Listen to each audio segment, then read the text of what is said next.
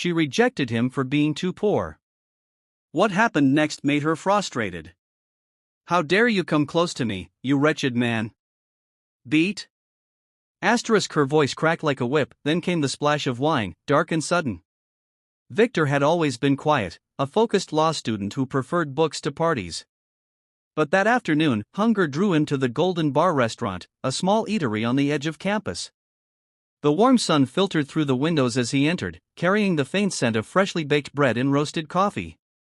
It was there that he saw her. Mary.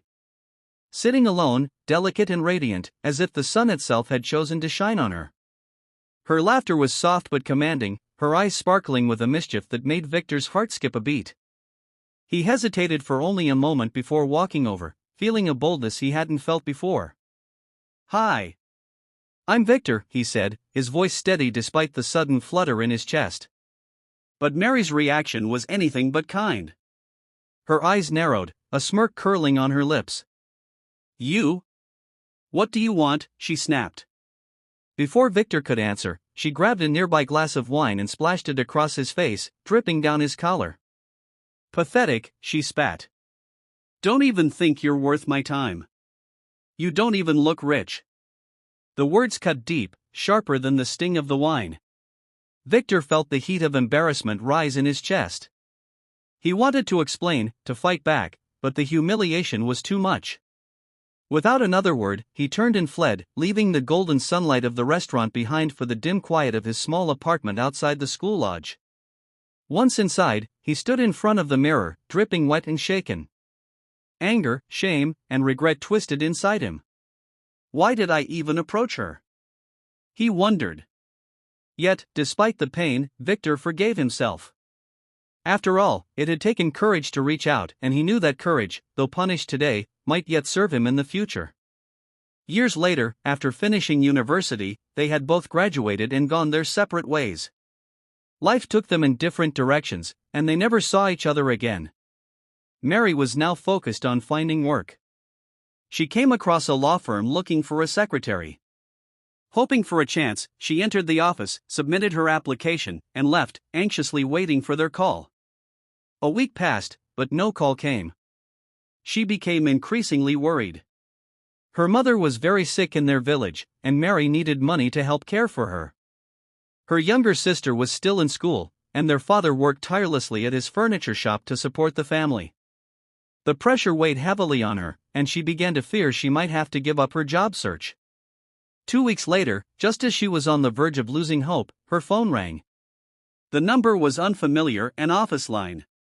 She answered quickly. "Hello, this is the Human Resources Office of Kenny Law Firm. Congratulations. Your application has been approved. You can start work tomorrow," said a polite female voice. Mary's heart leapt with joy. The next morning, she dressed carefully in a crisp white shirt and a neat black skirt, presenting herself in a professional, corporate style. Upon arrival at the office, the receptionist guided her into the CEO's office for a short interview. Mary's heart raced as she entered, hopeful that this job might finally be the opportunity she so desperately needed. Mary met a tall, dark, and handsome man, Kenny, the CEO of Kenny Law Firm.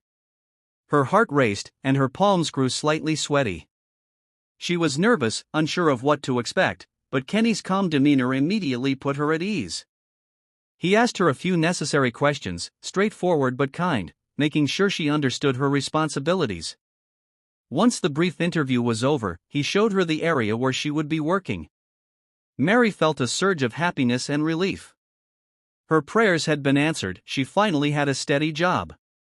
But little did she know, a more complicated and challenging situation was quietly unfolding, waiting just around the corner. 6 months into her work at the firm, Kenny began noticing Mary in a way he hadn't anticipated. He admired her intelligence, her poise, and the effortless way she carried herself. Yet, the more he tried to ignore his growing feelings, the stronger they became. He wondered how he could possibly pursue her without crossing the lines of professionalism. Still, something about Mary kept drawing him in, an invisible force he couldn't resist. One Friday evening, the office was nearly empty. Everyone else had left for the weekend, leaving only Kenny, Mary, and the gatekeeper. Kenny approached Mary, sitting unusually close, and began trying to voice the feelings he had kept bottled up for months. Mary, he said hesitantly, can I take you out tomorrow? Saturday? Mary's stomach twisted with nerves. She quickly replied, keeping her composure.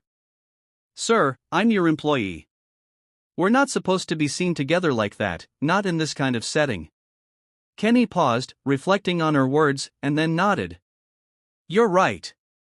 Never mind, he said softly, retreating back to his office. But what Kenny didn't know was that Mary wasn't being entirely truthful. She had already developed feelings for her boss.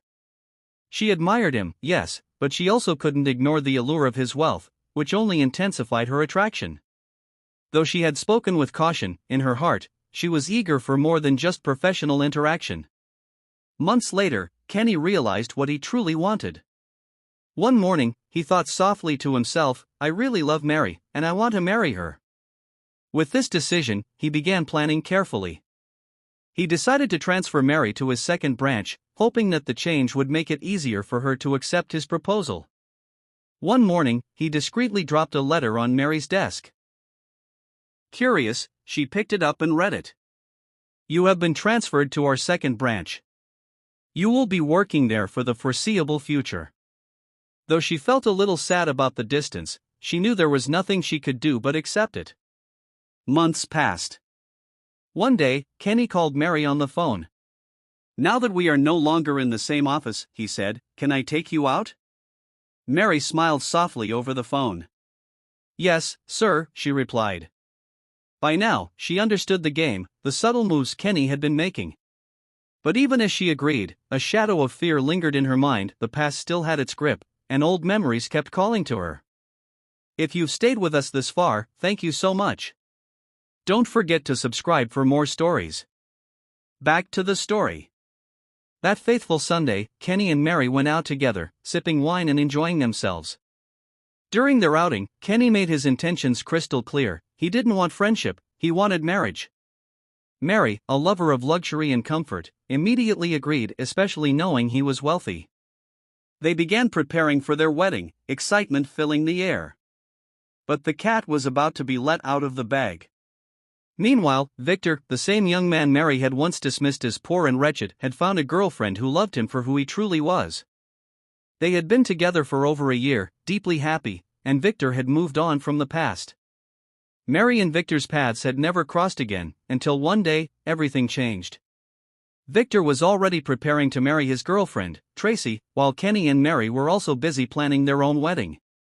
Invitation cards were flying across the internet as Mary invited all her friends, and Tracy did the same. Everyone was happy, shopping for everything imaginable in preparation for the big day. With only 1 week left before their weddings, Victor felt it was the perfect time to visit his younger brother. He wanted to personally invite him to his upcoming wedding and give the two fiancés a chance to meet, especially since their engagements had happened so suddenly and they lived in different cities.